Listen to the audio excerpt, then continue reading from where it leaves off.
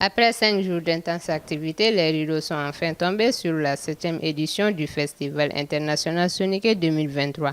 La capitale mauritanienne a été le théâtre de cette rencontre de haute portée entre les communautés soninké des 4 coins du monde.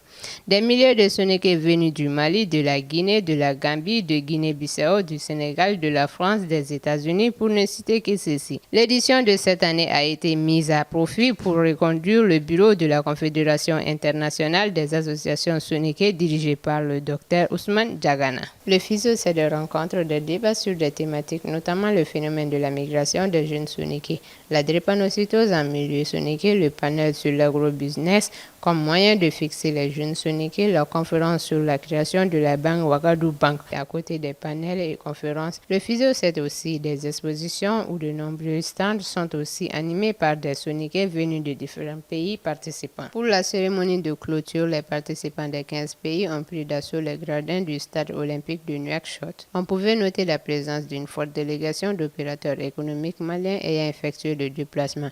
Un condensé des activités avec le président de l'ACS Mali. Extrêmement content. Je pense que ce festival a répondu à l'attente qu'on s'était fait.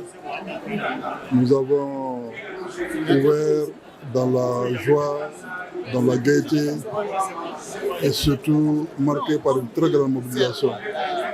Nous avons aussi débattu pendant 5 jours de thèmes majeurs qui touchent notre communauté, entre autres la question des migrations, la question des maladies comme la drépanocytose.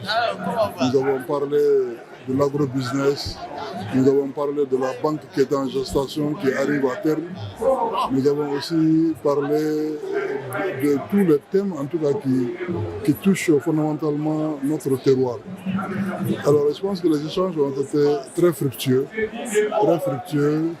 des échanges très amicaux entre nous et avec beaucoup d'enseignements. Nous avons aussi été à l'école des égyptologues qui nous ont parlé des pharaons qui seraient tous des soninké. Donc là aussi c'était vraiment un moment de grande fierté quand on arrive à démontrer que cette civilisation qui est reconnue du monde entier est une civilisation qui a été par nous-mêmes, donc les soninké. Et je pense que là vraiment c'était une semaine remplie d'échanges, de visites culturelles, de visites des stands. Et je me sens très fier, très content de ce que nous avons pu vivre ici directement. En tout cas, merci. Je salue les organisateurs de cette rencontre-là. Et nous sommes au terme cet après-midi donc, de la semaine.